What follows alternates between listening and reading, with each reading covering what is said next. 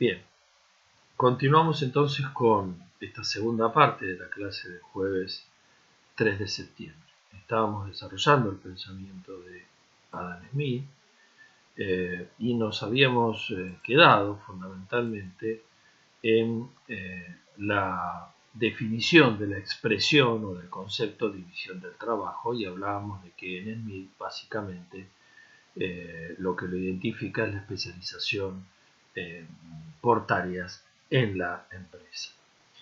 Ahora bien, en la teoría de la distribución de la renta, Smith considera básicamente la existencia de tres clases sociales: los trabajadores por un lado, los capitalistas por otro y los terratenientes.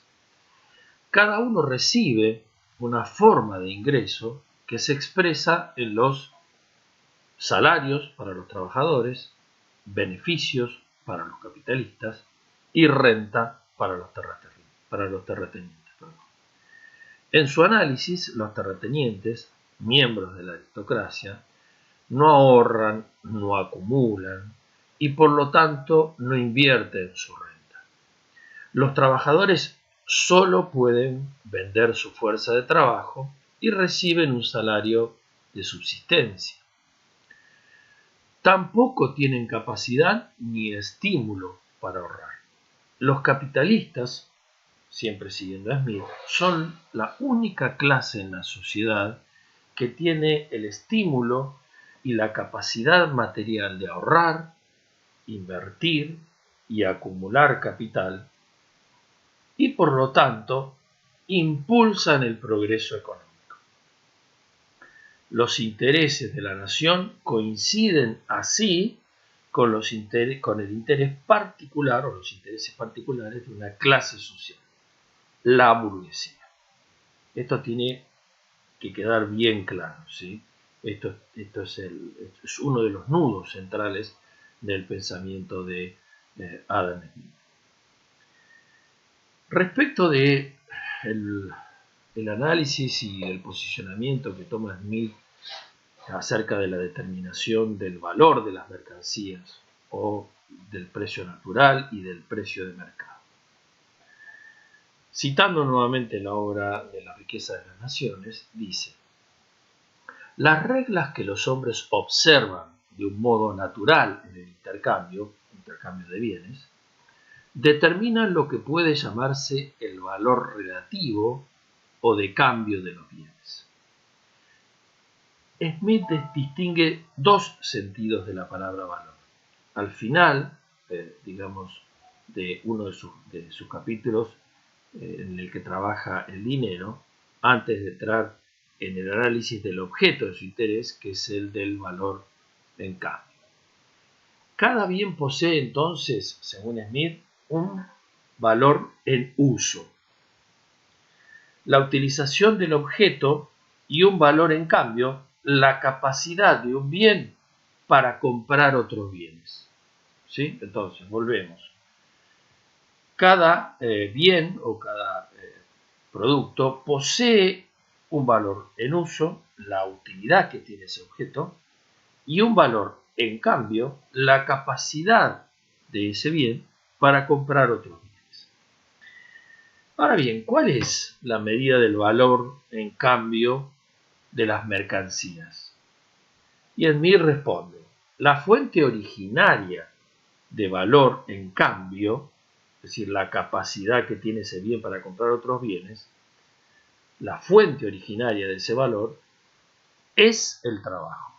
La teoría del valor trabajo subyacente a esta concepción smithiana considera que el valor de una mercancía está determinado por la cantidad de trabajo necesario para su producción.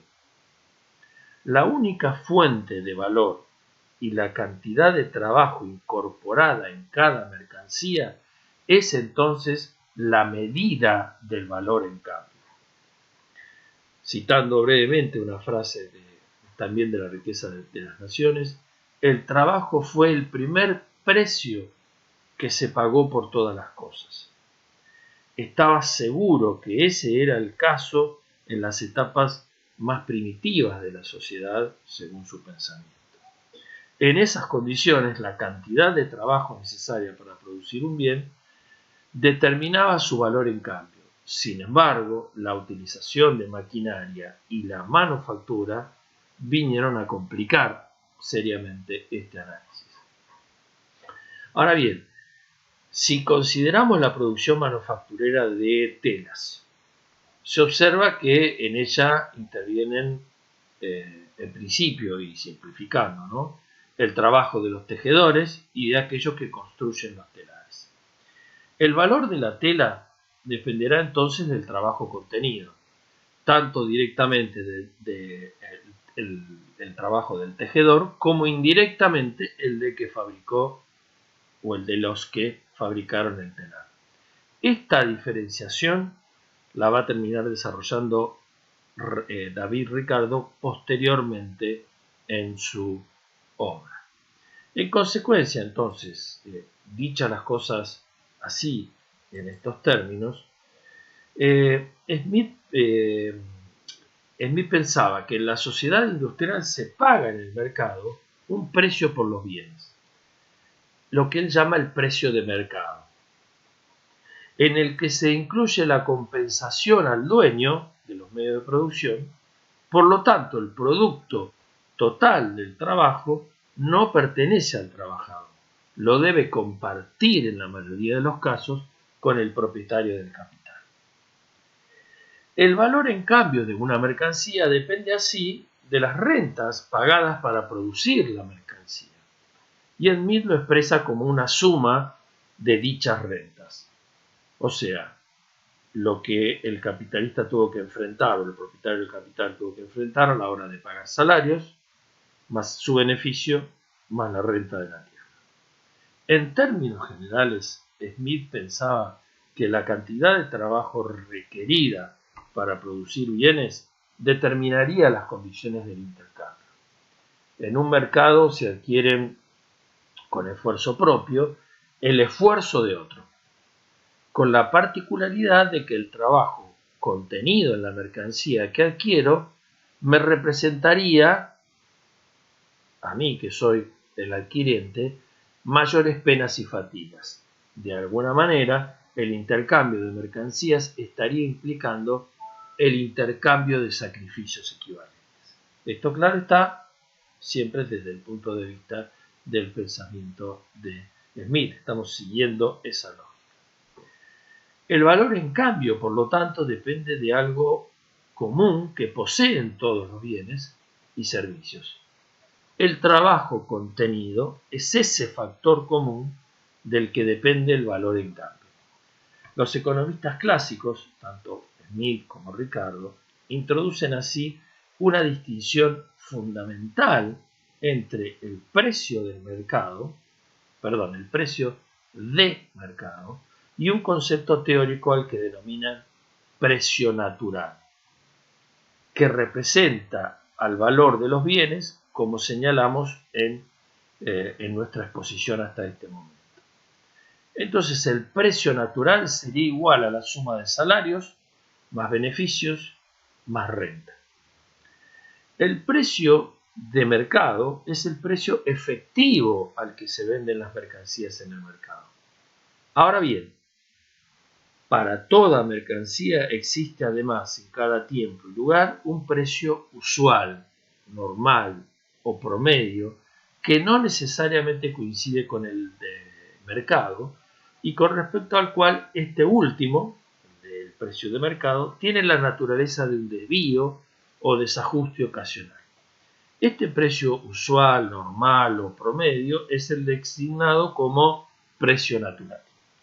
El precio natural queda determinado entonces por los costos de los productos y queda finalmente realizado en el mercado.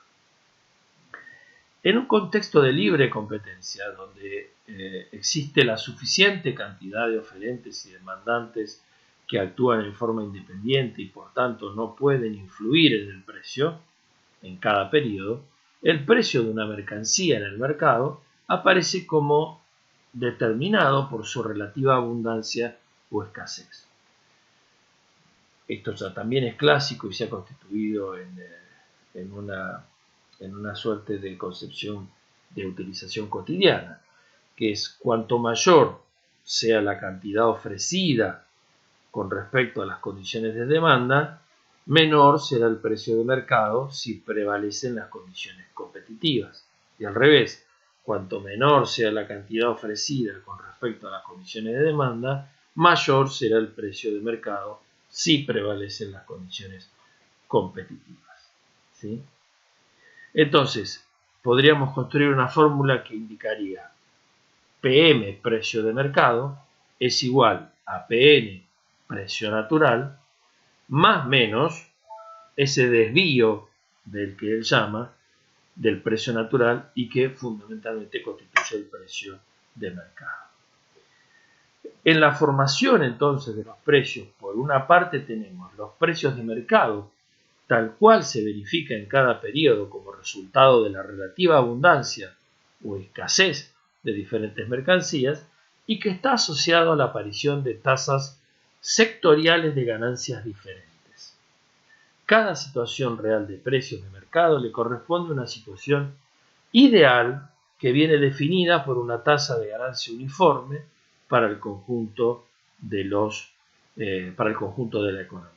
En síntesis, el precio de mercado en aquellos sectores que atraigan más inversores, ¿sí?, donde se invierta mucho más capital, donde afluya el capital, sobre todo para ser reinvertido en el proceso productivo, ese precio de mercado tenderá a caer.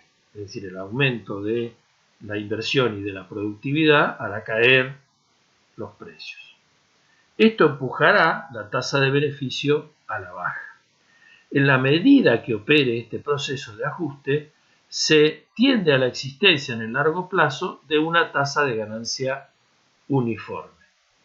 Los precios que resultan de este proceso son los precios naturales, porque decíamos que el precio natural era una suerte de precio promedio. Este mecanismo de ajuste es una tendencia y funciona como una magnitud ideal, teórica, que puede ser asociada a cada periodo, a todo precio de mercado. Según los historiadores del pensamiento económico, que ustedes tienen su lectura, digamos, como recomendada, estamos hablando de Screpanti y Samagni, el pensamiento de Smith estaría imbuido por espíritus diferentes y en cierta medida contradictorios.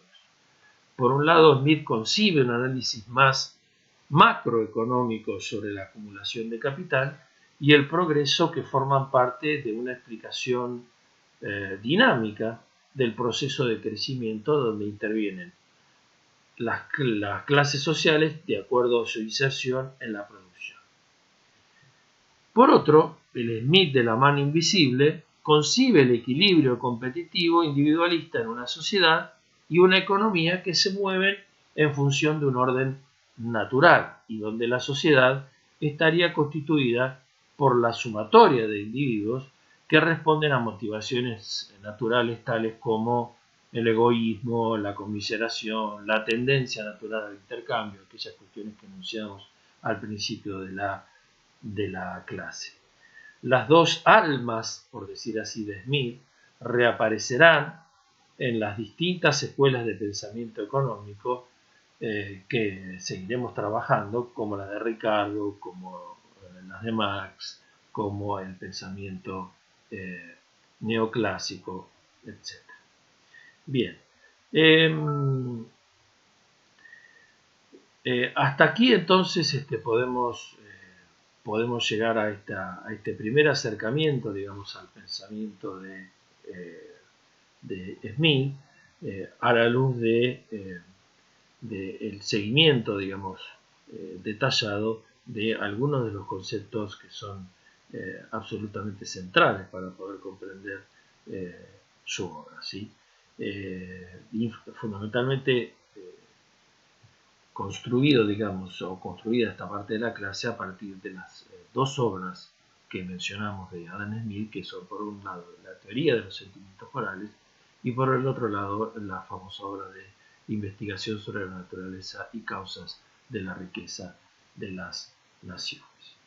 Bien, llegados entonces a este punto, digamos, vamos a dejar acá esta segunda parte, tratando de hacer videos un poco más cortos que ustedes puedan seguir, y continuaremos con una tercera parte, así que en breve seguimos con la clase.